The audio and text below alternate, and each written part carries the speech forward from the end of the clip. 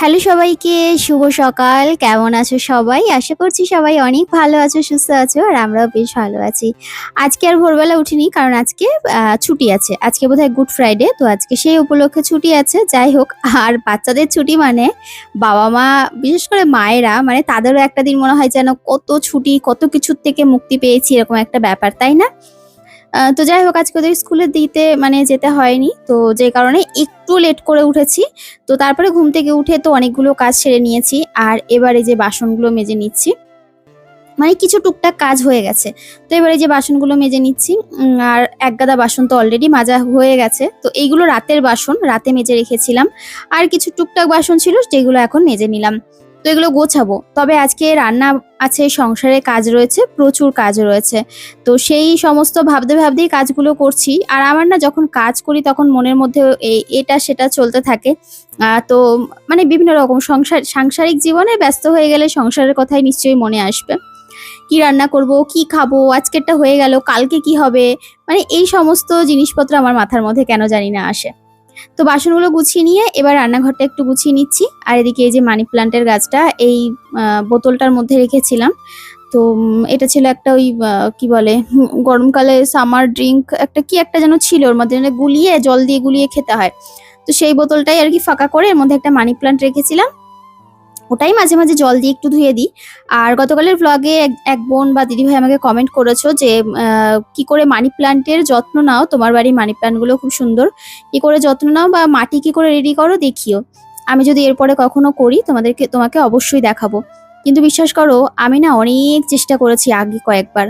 কিছুতেই money plant আমার বাড়িতে আমি রাখতে পারিনি বা করতে পারিনি। অনেক জায়গা থেকে এনে অনেক রকমভাবে চেষ্টা করেছি। কিন্তু এখন ওই যে একটা গাছ বেঁচে গেলে তারপরে সেটার থেকে তুমি আবার করে নিতে পারো। তো সেরকম ব্যাপার হয়েছে। এখন আমার বাড়িতে মোটামুটি মানি প্ল্যান্টের চারিদিকে ছড়াছড়ি। আর এখন বুঝে গেছি যে কিভাবে বসালে হয় বা কিছু। আগে না এনেই তাড়াতাড়ি করেই ওই মাটির মধ্যে দিয়ে দিতাম। হতো না, মরে যেত কদিন পর। কিন্তু এখন জলের মধ্যে ভিজিয়ে রেখে শেকড় বের করে তবে মাটিতে দিলে দেখবে গাছ খুব সুন্দর হয়। আর গাছ মরে যাওয়ার চান্স খুব কম থাকে। তো সেটাই করার চেষ্টা করি। আশা করি একটা টিপস দিতে পারলাম। তো এইভাবে করো, গাছ খুব সুন্দর হবে। আর পুরো মাটিতে না বসিয়ে একটু কোকোপিট, একটু গোবর সার বা ভার্মি কম্পোস্ট যদি মিশিয়ে দিতে পারো, তাহলে কিন্তু গাছ খুব তাড়াতাড়ি গ্রোথ হয়।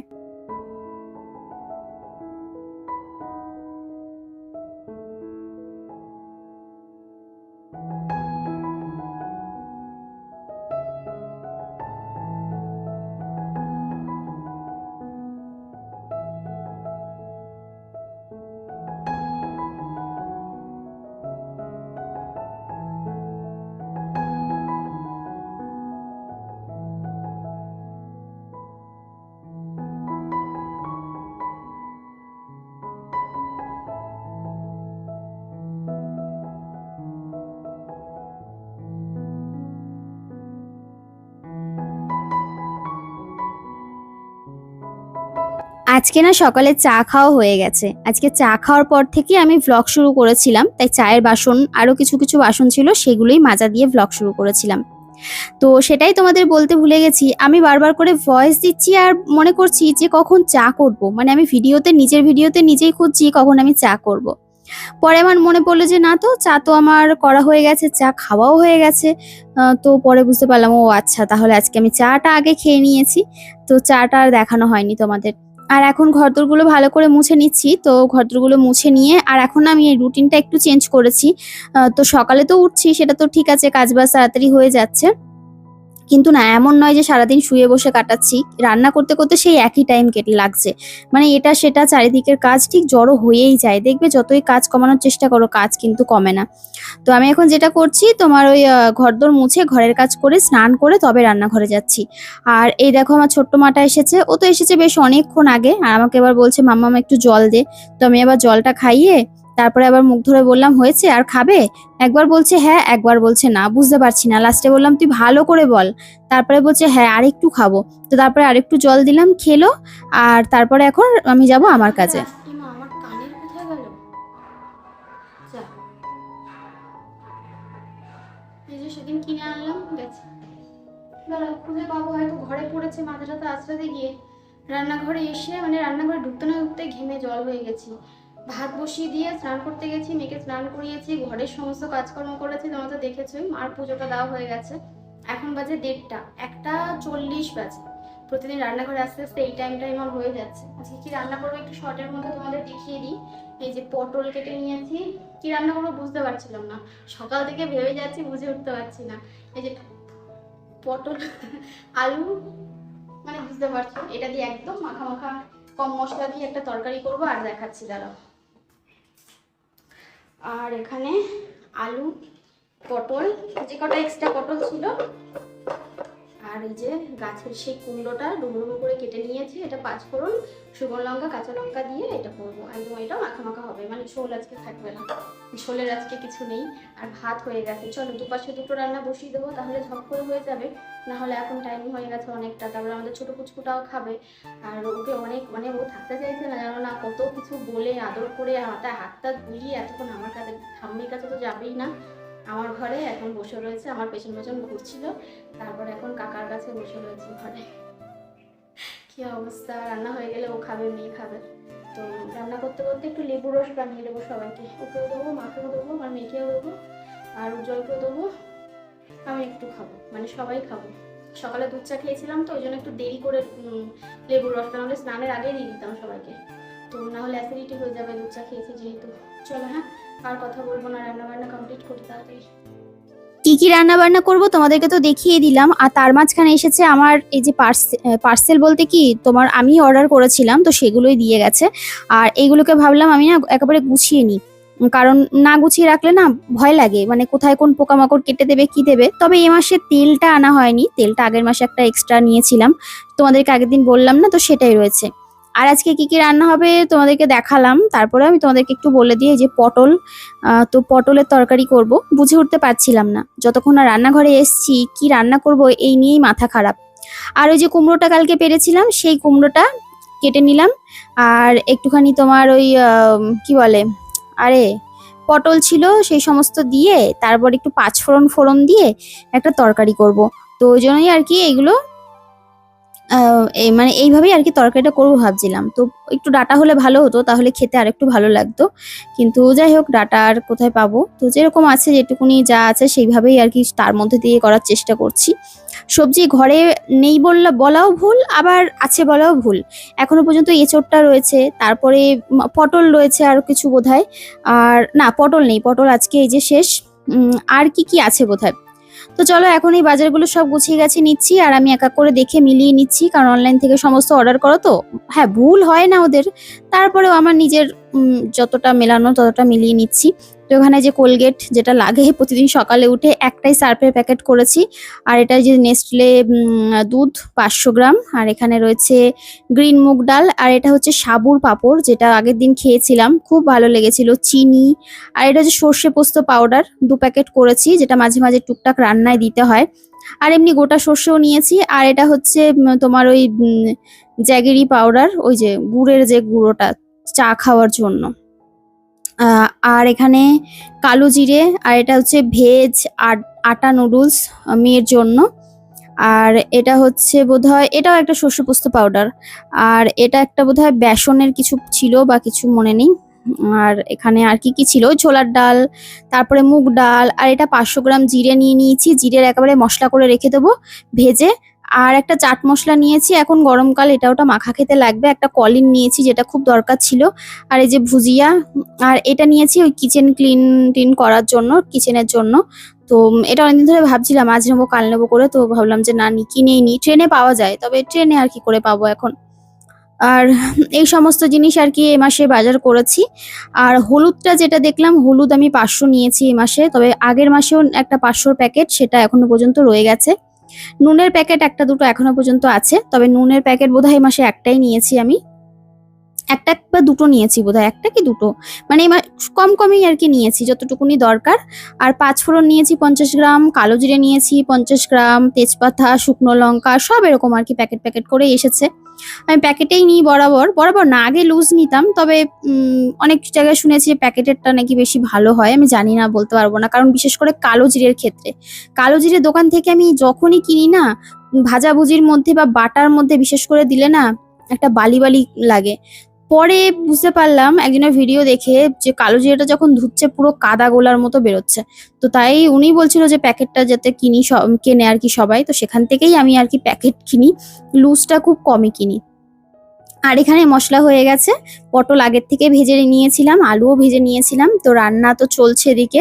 ওদিকে কুমড়োর তরকারিটাও মোটামুটি হয়ে এসেছে। তো কুমড়োটা না খুব ভালো ছিল, মানে একটা বালি বালি টাইপের কুমড়ো হয় না, মাখা মাখা টাইপের আর কি, জল জল টাইপের নয়, ওই রকম কুমড়োটা ছিল। তো মা বলছিল কুমড়োটা কণিকা এত সুন্দর, কিন্তু কুমড়োটা আর জানি না হবে কি না, একটা দিয়েই বোধহয় আর হবে না। তো আমি বললাম হবে, দেখো হয়তো আরো হবে। চলো, রান্না কমপ্লিট হয়ে গেছে।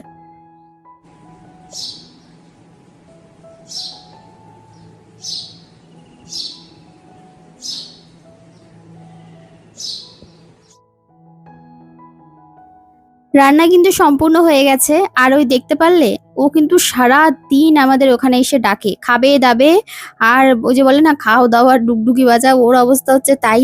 মানে ও পাখি, কিন্তু ওর কাছে গেলে না সহজে উড়ে যায় না। ও জানে, মানে বিশ্বাস করে আমাদের এখন যে আমাকে খেতে দেয়, তার মানে ওরা ভালো মানুষ। আর তারপরে বিকেলে বেলা তাড়াতাড়ি আমার এডিটের কাজ কমপ্লিট হয়ে গেছিল, আমি একটু ছাদে এসেছিলাম। মেয়েকে নিয়ে ছাদে এসেছিলাম, ওরও পড়া হয়ে গেছে, তো বললো মা আমাকে একটু ছাদে নিয়ে যাবে, তো আমি বললাম ঠিক আছে চলো। তো দুজনে মিলে ছাদে এসে দেখছি পেস্তাও এসেছে আমার সাথে সাথে, ও তো আসবেই আমি আসলে, মাও এসেছে ছাদে। তো যাই হোক, গাছগুলো একটু দেখছিলাম, ছাদটা বেশ ভরা ভরা লাগছে। আর এই জামরুলের ফুলগুলোর কথা আগের দিন বলছিল দেখলাম অনেকে, যে কোনায় রেখেছি ঝড়ে পড়ে না যায় হাওয়ায়। না, এটা বড় একটা ড্রামের মধ্যে, গামলার মধ্যে বসানো আছে, আশা করছি পড়বে না। আর যদি পড়েও যায় তাহলে আর কি করা যাবে বলো, এমনিতেও তো পড়বে, মানে এমনিতে সব ফল তো আর হয় না, কিছু তো পড়েই যায়, মানে মোটামুটি ধরো 70% পড়েই যায়, থাকলে 30% 20% থাকে। আর ছাদের গাছ তো, যেই কারণে খুব একটা বেশি ফলন হয় না। তবে ঈশ্বর কৃপায় হয়, আবার হয় না বলাটাও ভুল। আগের বছর হয়েছিল, প্রথম বছরের ফলন কয়েকটা, আর এবছর দেখা যাক কি হয়। তো পরে তোমাদের যখন হবে তখন দেখাবো। ছাদে গেছি, সঙ্গে সঙ্গে ফ্লিপকার্ট থেকে কল এসেছে। ও বৌদি, তোমার একজন আছে আমাকে বৌদি বলে ডাকে জানো, বলছে ও বৌদি তোমার পার্সেল এসেছে, নিচে আসো। সবে গেছি ওপরে, এসেছি দৌড়ে দৌড়ে এসেছি। আমার একটা সুন্দর জিনিস আমি অর্ডার করেছিলাম, তোমাদেরকে আমি দেখাচ্ছি। তো সামনে একটা দারুণ জিনিস আমার আসছে, একটা গুড নিউজ। মানে সব গুড নিউজ একসাথে পাকিয়ে ফেলো না, মানে তালে গোলে পাকিয়ে ফেলো না। তোমাদেরকে একটা জিনিস দেখানোর আছে, তবে সেটা আজকে নয়, এখনো এসে পৌঁছায়নি, তোমাদেরকে পরে দেখাবো। তবে আজকে যেটা এসেছে আমার একটা প্রিয় জিনিস, সেটা তোমাদেরকে আজকে দেখাবো। আর তারপরে আসলাম পার্সেলটা নিতে। এবার উনি না, আগে প্রচুর ফ্লিপকার্ট থেকে আমার অর্ডার আসতো, হ্যাঁ আমি নিজে অর্ডার করতাম টুকটাক সারা মাঝে কুর্তি ফুর্তি এই সমস্ত। এখন তো মিশো থেকে কেনা হয়, আর বাদ বাকি যদি কিছু অন্য কিছু কেনা হয় অ্যামাজন থেকে কিনি, ফ্লিপকার্ট থেকে খুব খুব কম কেনা হয়, খুব রেয়ার। তো বলছি কি যে বৌদি এখন আর ফ্লিপকার্ট থেকে, এখন তুমি এখানে থাকো না? আমি বললাম হ্যাঁ থাকি তো। বলছে তাহলে তোমাকে এখানে দেখা যায় না তো?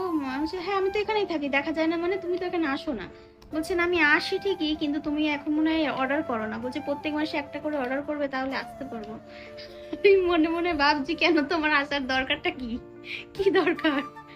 মানে আসলে আগে তো প্রায় দিনই আসতো, একটা চেনা জানা একটা কথাবার্তা থাকেই। তো সেই হিসাব করে বলেছে যে এখন কেন অর্ডার করো না, ভেবেছে আমরা হয়তো থাকি না। আর আমি খুব হাসলাম কথাটা শুনে, উজ্জ্বলকে এসে বললাম জানো উজ্জ্বল, ওই ডেলিভারি যে দাদাটা উনি এই কথাগুলো বলছিল, এসে বলছে হবে হয়তো আগে প্রচুর আসতো তো, এখন আর ভেবেছে তুমি হয়তো এখানে থাকো না, অর্ডার টর্ডার করো না, ওই জন্য এই কথা বলে গেছে।